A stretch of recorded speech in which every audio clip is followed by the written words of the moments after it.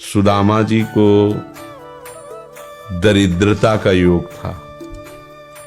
ऐसी दरिद्रता कई कई दिन तक भिक्षा नहीं मिलती थी। ये जितने भी चरित्र हमारे लिए उदाहरण है। मांगने जाते थे तो मांगने से भी नहीं मिलता था कई कई दिन। एक दिन उनकी पत्नी ने कहा कि हमारा आपका तो चरणामृत से भी गुजारा 2 दिन 3 दिन हो 4 दिन हो, छोटे छोटे बच्चे तो मर जाएंगे ऐसे। कुछ तो उनका श्री कृष्ण के सिवा हमारा कोई नहीं, अब हम क्या कर सकते हैं। प्रारब्ध जब बिगड़ता है ना वो कोई सफलता नहीं होने देता। तो एक दिन श्री रुक्मिणी जी प्रसाद ठाकुर जी को भोग पा रही थी तो वैसे रोक दिया, उदास हो गए। तो उनका प्रभु ऐसी स्थिति हमने जब जब आपकी देखी तो किसी भक्त को जब कष्ट होता है तब आपको ऐसे देखा है। कौन सा भक्त है और क्या कष्ट है? का एक सुदामा नाम के हमारे मित्र हैं, कई दिन से भोजन भी उनको, प्रभु आपके मित्र और मैं आपकी दासी, महालक्ष्मी का अवतार रखूं, आप हुक्म कीजिए। लोक लोक की संपत्ति वहां, बोले उसको चाह नहीं है,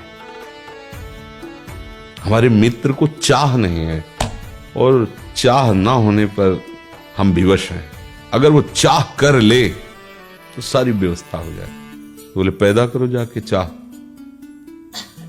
बोले उनके हृदय में तो नहीं पैदा कर सकते, हम भी, क्योंकि जिस हृदय में भगवान का आश्रय और निरंतर चिंतन है वहां माया की चाह नहीं होती। बोले उनकी पत्नी के हृदय में, बोले प्रयास करते हैं जाके। भगवान संत वेश में गए, भिक्षाम दे निकली। अतिथि का सत्कार करना गृहस्थ का धर्म होता है।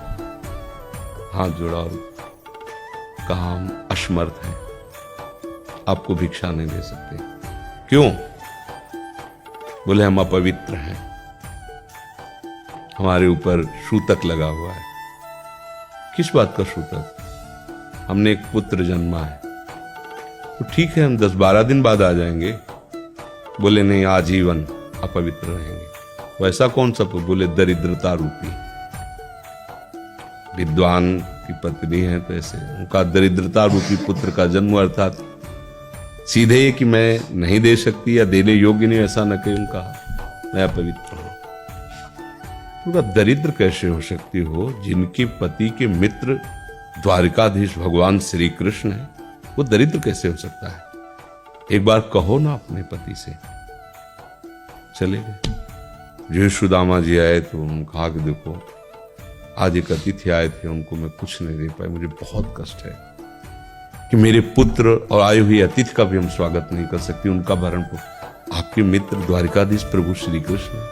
सुदामा जी ने कहा, बोले चले जाओ ना, वो कुछ न कुछ सहयोग कर देंगे। तो बोले हम ऐसे मित्र नहीं बनाए कि वो हमारा सहयोग करे, कभी नहीं, मर जाऊंगा, पर उनसे ये नहीं कहूंगा कि आप हमारा। बोले मत कहना, दर्शन के लिए तो चले जाओ, वो सुना है इतने उदार हैं कि वो जाने पर ही दे देंगे।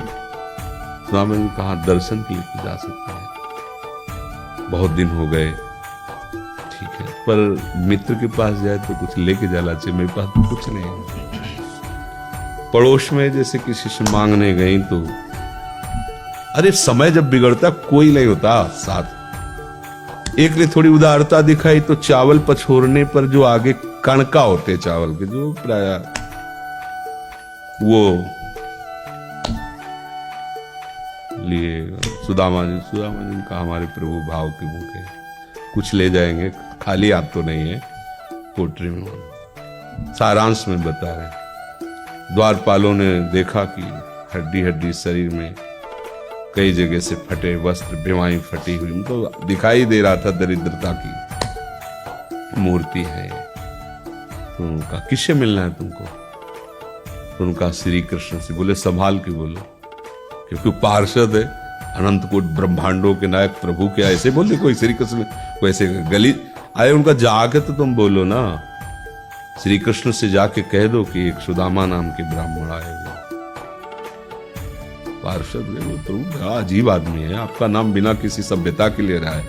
तो कह रहा श्री कृष्ण से कह सुदामा, टूट पड़े। भगवान दौड़े, वो पार्षद वो सब की ब्रह्मा जी शंकर जी आते हैं तो वहां खड़े रहते हैं घंटों। तो भगवान ऐसे भागे, सुदामा जी को पता था ना हमारे रुक्मिणी जी के महल में रुक्मिणी जी के पलंग पर बैठाते हैं, स्वयं चरण पखारते हैं।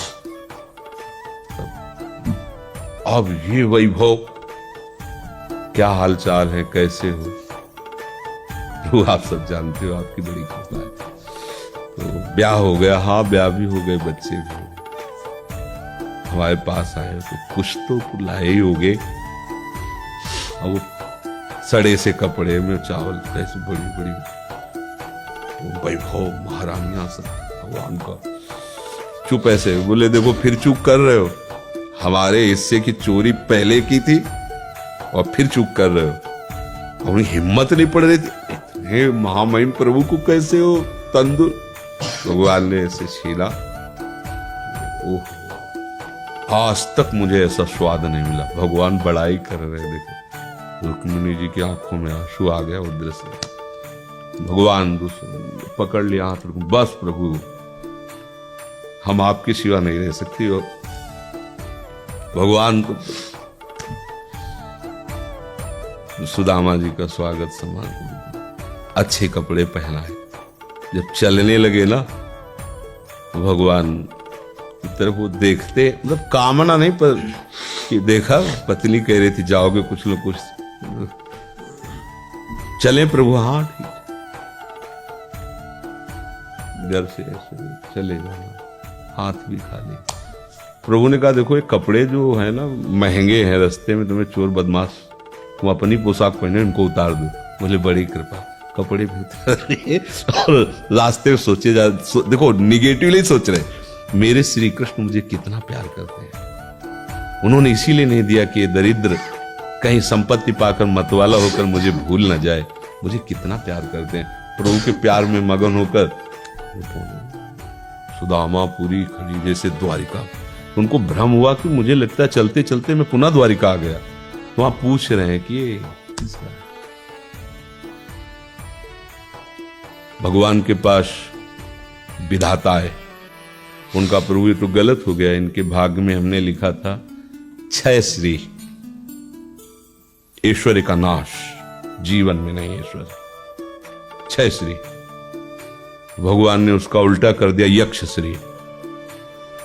जैसे कुबेर का अथाह धन का खजाना, त्रिभुवन का खजाना वही है कुबेर के पास, जैसे कुबेर का खजाना यक्ष श्री। तो कहा प्रभु, तो उनका इन्होंने एक पुण्य किया है, अनंत ब्रह्मांडों के समस्त जीवों को तृप्त कर दिया है। प्रभु खुद को खाने को नहीं तृप्त, बोले मेरे रोम रोम में करोड़ करोड़ ब्रह्मांड वास करते हैं और इनके तंदुलों से मैं तृप्त हो गया। अनंत ब्रह्मांडों का भंडारा हो गया, उसका जो पुण्य होता है लिख दो इनके भाग्य में। अब किसी की चलेगी प्रभु के आगे? तो एकमात्र प्रारब्ध को मिटाने वाले भगवान है। कर तुम अकर तुम अन्यथा कर तुम। आप भगवान की शरण होकर उनका नाम जप कीजिए और उनसे प्रार्थना कीजिए कि आपको उचित लगे तो समस्या का समाधान कर दीजिए, नहीं तो मुझे समस्या से लड़ने का बल और विवेक दीजिए, बात बन जाएगी।